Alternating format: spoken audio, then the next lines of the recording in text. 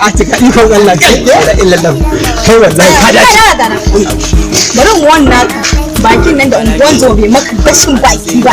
bari wannan ƙara ji a unguwan nan ka kira ni suna Atika ya aka sami ta gida dakata Atika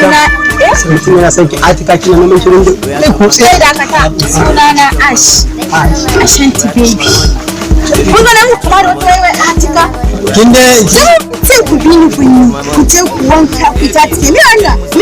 wai ka sa ki bari idan Allah ya samu ki aure da ke Allah ya aboki na aure ta ce ki kin ga in ta ji yawa ma ku ta me na sama ma ya tuka ki na ba ni kasa ni na kala da ku jin wannan abun fa Ashanti baby sai me mota Atika sai tumbudi Atika kuma sai tumbudi kuma sai Atika sunana Atubudi hello baby yeah I'm on my way coming wen ka rage ciwo wen ka rage ciwo wallahi wasu kazamai ne ni nan kun ga sun ma kusan sa da abu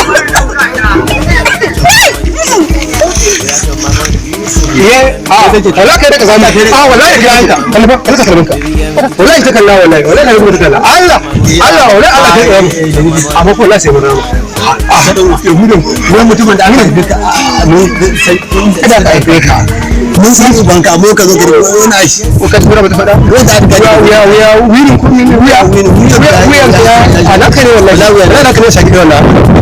Allah shi murama ai da dole ba Allah shi murama na wayan mami ta ki yazo na mun ido akan ne ni ainihin dai ko kan kaji ba kaji assalamu alaikum a bana gida wallahi muna mitin ne da su shugaban kasa yaushe kika dawo to okay ha ba to ai na kira wayan na ji shiru a gida ai nan gon ba tafiya sakamakon na shigo Najeriya da to an da lafiya to saraba ta kin sani ko tsaraba akwai tsaraba sosai ma wallahi da suke kasan na dan fita ne ina hayaniya shi sa baka ji hayaniyan mutane ai kai din ne da bani ka sani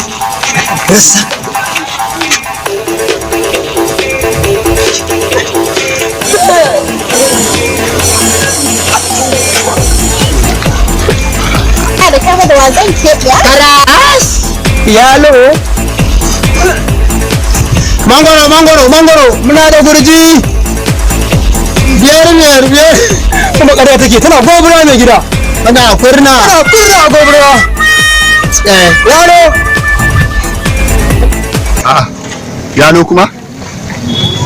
a ta yana jana magana yalo da ta abila gashi na ana magana yalo da ta ai gaskiya ce hello muna kurna hello magariya cin gara Allah me haka kuma to dama makaryaciya ce ke kenan to me zai kawo yalo da ta abila kuma banda abinci